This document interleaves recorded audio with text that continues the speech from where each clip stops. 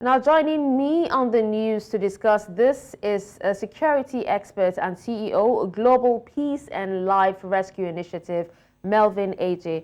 Hello, Melvin. Good morning. Thank you so much for joining me. Thank you for having me. How is Lagos today? All right, so Melvin, what can you tell us about the recent allegations of the Nigerian military shooting innocent civilians in Plateau State? And also, what are your thoughts to the military's response? Well, while I sympathize with the people of Bokkos, by extension, the ethnic group nationality group that issued that statement, but I must say that statement is a complete fallacy, a complete falsehood from the pit of hell that should be discountenanced by every serious-minded Nigerian. Why I'm not holding brief for the STF, for the military operations. Of course, they have spoken for themselves, but as a peace worker who is on ground, we also have some facts that it is not in the character of the current commander and his team in the Operation Safe Haven to kill innocent civilians. It is never in their character. Since they came in, as a matter of fact, I chair also as the desk officer of the Human Rights Board of the Civil Society in Plateau State. So if we have such violation, of course we'd have known. The evidence we have clearly shows that the vigilante group in question was gunned down by another militia group who attacked the community. So I do not think the allegation is correct. The allegation is baseless, and I think it's calculated to tarnish the good reputation of Operation Safe Haven. Why also I still want to emphasize that our sympathy goes to them, our heart goes to the family and the entire community who lost their lives. But I think we should delve in the real issue which is causing this crisis, which is the issue of criminality squarely, instead of always blaming our security agencies. Our security agencies are human beings, they are uncles, they are fathers, we also have relatives like us. In fact, some of our relatives are working elsewhere as this military officer. So the issue of criminalizing them every day, the issue of abusing them every day, the issue of demoralizing them every day won't help us. It will actually tell more on us if we are not careful the way we try to assassinate their character.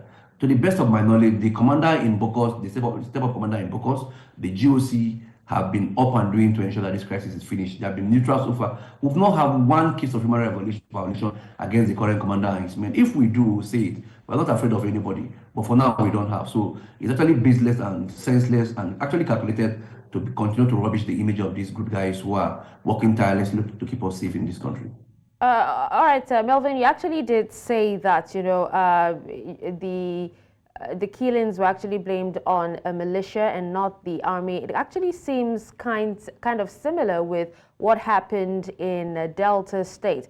And the claim further actually suggests that security forces, that's the military themselves, did not, in fact, effectively stop the conflict on the April 13th. And the military still denied that claim as well. Now, what about casualty numbers? Are there any inquiries regarding the suspected wrongdoing of personnel that were involved in these assaults? Because there should actually be investigations conducted. The independent inquiry we made to the veracity of allegation of 10 persons killed in Bokkos suggests that people that were killed, as painful as it is, are less than 10 in number. I think we have about 3 persons or 4 persons that are confirmed dead. The remaining 6 that was alleged, we don't have such fact. We went to hospitals, we went to the morgue, we went to grave sites where my desk officers went there, and we cannot authoritatively say these 10 people were killed. But what we have on ground, tentatively, is about that 4 persons were killed in both Bokkos and Mango local government of this crisis. So I think the casualty figure that is being spread out across the country, across the media, is actually very, very, very wrong. We don't have such number. About 4 persons were killed. As painful as it is, even if one person is killed, is a human being. I think that is not correct. It should be condemned by all. A human life is sacred and should be protected. And coming to the allegation of the military not doing enough to solve the conflict, that is not very correct. The military did their best. The military responded from 3 different fronts in trying to curtail this crisis. Like I said, this assailant know this terrain. The assailant are people that are conversant with all the roads.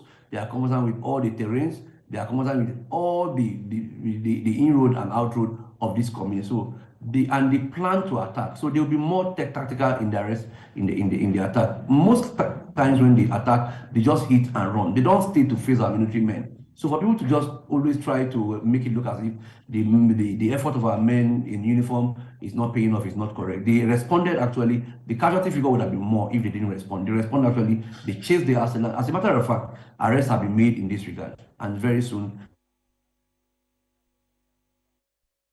Hello, Melvin. Can you hear me? Melvin? All right, we seem to have lost connection with Melvin, but thank you so much for joining me and also, giving an update on this. All right, Melvin, can you hear me? I can hear you now. All right, we lost you there for a second. So we would actually love for you to tell us, as a security expert, what are the guidelines that military personnel should or must adhere to in areas of conflict such as Plateau State?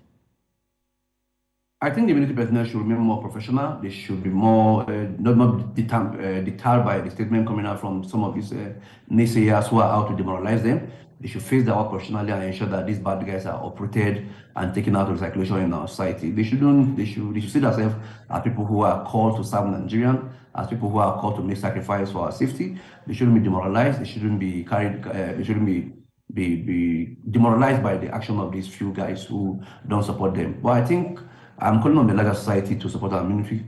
That's the proper and best thing to do. If the insurgents are after us and we're after the military, I don't know where else we want to go to. So my appeal to them, from the GOC to all these men, that they should not be deterred, they should not they should not relax. They should ensure that they remain professional, neutral, and ensure that these bad guys are taken out of our circulation. All right. Still talking about the bad guys, do you share similar thoughts that this allegation is actually being portrayed in a religious light to evoke emotions and potentially spark conflict, in other areas of Plateau State? And this is actually as stated by the media officer of the operation.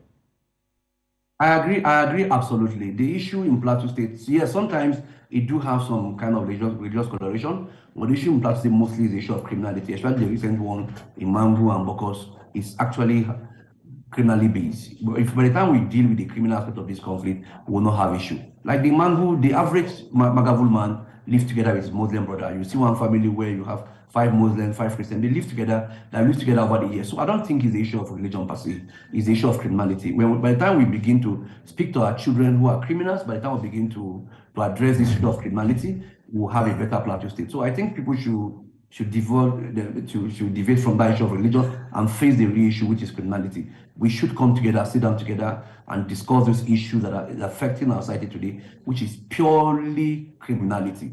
That is my take. And I think every lover of peace, every lover of truth without sentiment will tell you this for free, that what we have at hand is the issue of criminality, where cattle are rustled at will, where farms are destroyed at will. By the time we have this come together and address this issue squarely, we will not have issue on the plateau. This is my take, and I think we must do that to get it right. All right, well, thank you so much, Melvin Ejeh, for joining me on the news and also updating me on this issue. Thank you for having me. Do have it.